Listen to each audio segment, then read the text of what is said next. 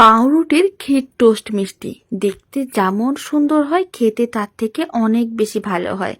আর এই ক্ষীর টোস্ট একবার বানিয়ে বাড়িতে দেখবেন অল্প উপকরণ দিয়ে খুব কম খরচে অনেকটা পরিমাণ মিষ্টি বাড়িতেই রেডি করে নিতে পারবেন, যা ছোট থেকে বড় যে কেউ খুবই পছন্দ করবে।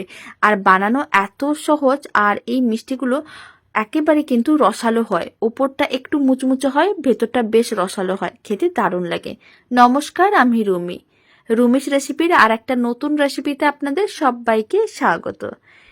এবার এই পাউরুটির ক্ষীর টোস্ট মিষ্টিগুলো বানানোর জন্য আমি এখানে 5টা স্লাইস যে ব্রেডগুলো হয় সেইগুলোই নিয়েছি। মানে একটা ব্রেডের প্যাকেট থেকে মাত্র 5 পিস পাউরুটি নিয়েছি। আর এই 5 পিস পাউরুটি দিয়ে অনেকগুলো মিষ্টি রেডি করা যাবে। এবার একটা পাউরুটির পিস নিতে হবে, সাইডের লাল অংশগুলো কেটে বাদ দিয়ে দিতে হবে। তারপরে একটা পাউরুটির স্লাইসকে ঠিক এইভাবে 4 ভাগে ভাগ করে নিলাম। তাহলে এখানে 5টা পাউরুটির পিস আছে, 20 পিস হয়ে গেল।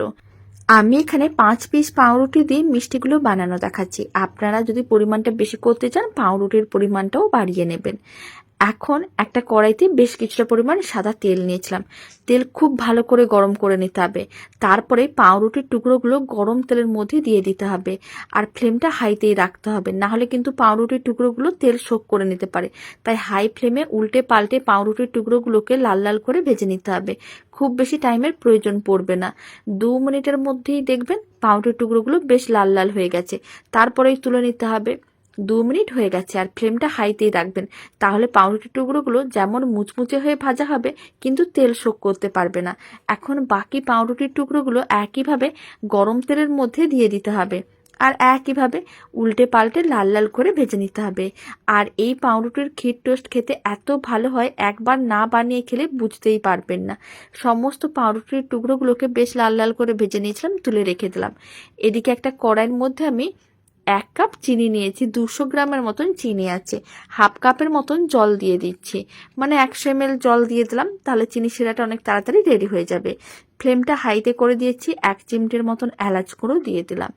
এখন চিনিগুলোকে জলের সঙ্গে ভালো করে মিশিয়ে নিতে হবে। আর চিনিগুলো মেল্ট হওয়ার জন্য অপেক্ষা করতে হবে।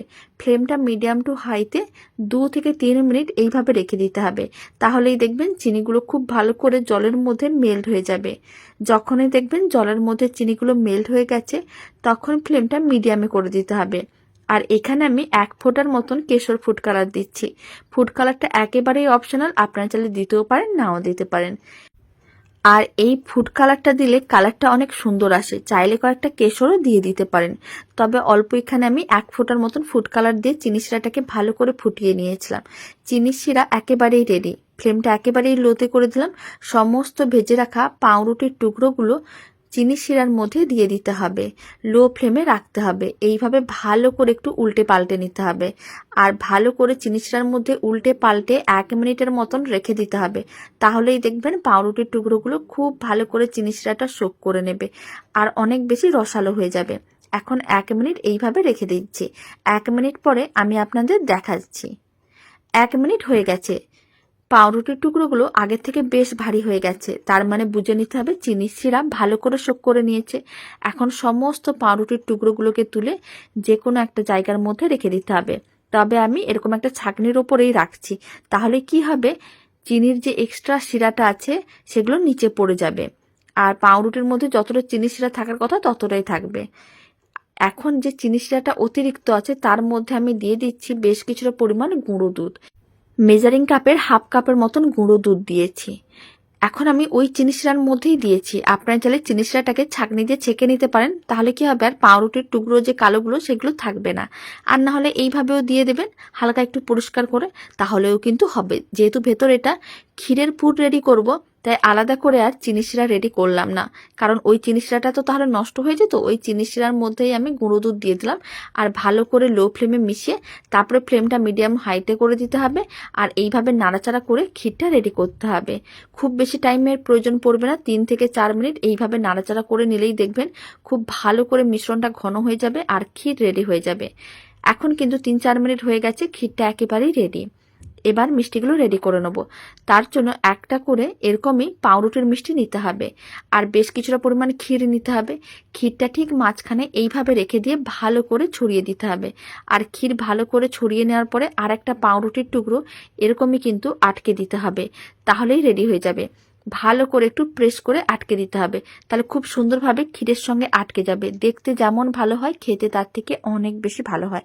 বাড়িতে একবার বানিয়ে দেখুন, খেতে এত ভালো হবে, মনে হবে যে কোনো মিষ্টি খেতে মন চাইলে এই রেসিপিটা কিন্তু অনেক তাড়াতাড়ি রেডি হয়ে যায়। বা যে কোনো অনুষ্ঠানেও, বাড়ির ছোটখাটো অনুষ্ঠান বা গেট টুগেদারেও এই মিষ্টিটা বানিয়ে দেখবেন, আপনার প্রশংসা করবে সবাই। সব মিষ্টিগুলো এইভাবে রেডি করে নিতে হবে। সমস্ত মিষ্টিগুলো রেডি করা হয়ে গেছে। পাউরুটির ক্ষীর টোস্ট মিষ্টির রেসিপিটা আপনাদের কেমন লাগলো কমেন্ট বক্সে জানাতে একেবারেই ভুলবেন না। আর আপনারা দেখুন মিষ্টিটা কতটা রসালো হয়েছে, যেমন মুচমুচে হয় তেমন রসালোও হয়, আর মাঝখানে ক্ষীর থাকার জন্য খেতে অসম্ভব ভালো হয়। বাড়িতে বানিয়ে দেখুন, আর বাড়িতে বানালে কমেন্ট বক্সে জানাতে একেবারেই ভুলবেন না খেয়ে কেমন লাগলো। তো চলুন, ভিডিওটা আমি এখানে শেষ করছি। আপনারা সবাই ভালো থাকবেন, সুস্থ থাকবেন। আবার নতুন রেসিপি নিয়ে দেখা হচ্ছে।